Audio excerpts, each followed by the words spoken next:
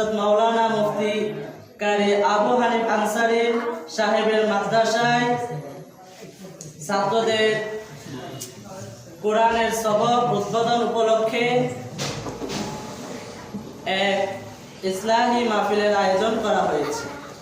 উক্ত মাহফিলে অনেক উলামায়ে কেরাম আসবেন। আমি অদম গুনাহগার আপনাদের খেদমতে একখানা কোরআনের আয়াত তেলাওয়াত করেছি এবং সরকারে দু আলম বিশ্বনবী রহমাতুল লিল আলামিনের একখানা হাদিস আপনাদের খেদমতে পেশ করেছি।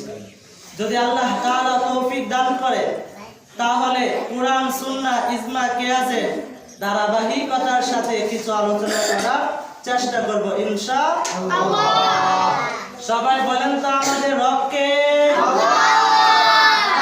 আমাদের রব কে? আল্লাহ। আমরা সর্ব অবস্থায় কার প্রশংসা করব? আল্লাহ।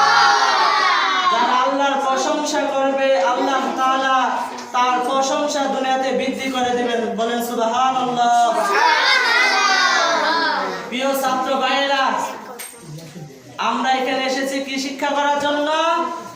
কোরআন শিক্ষা করার জন্য। কি শিক্ষা করার জন্য? এই কোরআন আল্লাহর জমিনে আসমানের নিচে সবচাইতে শ্রেষ্ঠ কিতাব। কথা বলো ঠিক কিনা? এই চিল্লায় বলো ঠিক কিনা?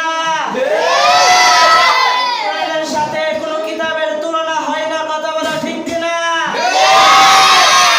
কোরআন যারা শিখবে, যারা ধারণ করবে, আশা করা যায় আল্লাহর জমিনের নিচে, আল্লাহর জমিনের উপরে, আসমানের নিচে তার চেয়ে শ্রেষ্ঠ বান্দা দুনিয়াতে আর কেউ হতে পারে না। কথা বলো ঠিক কিনা?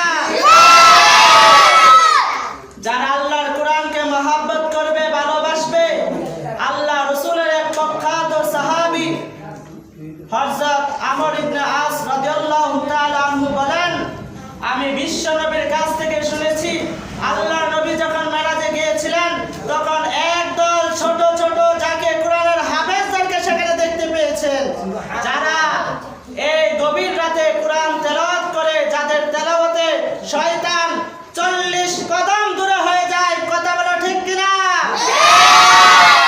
যাদের তেলাওয়াতের পাওয়ারে শয়তান এই এলাকার কোনো জায়গায় থাকতে পারে না, তারা দূর হতে হতে হতে তারা এমন